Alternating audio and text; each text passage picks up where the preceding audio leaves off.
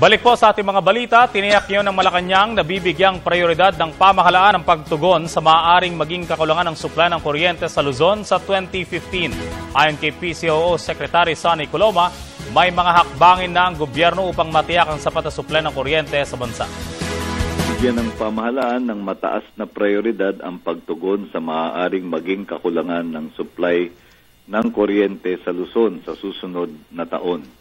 Makatitiyak ang mga mamamayan na ginagawa ng pamahalaan ang lahat ng nararapat upang tiyakin ang pagkakaroon ng sapat na supply ng kuryente.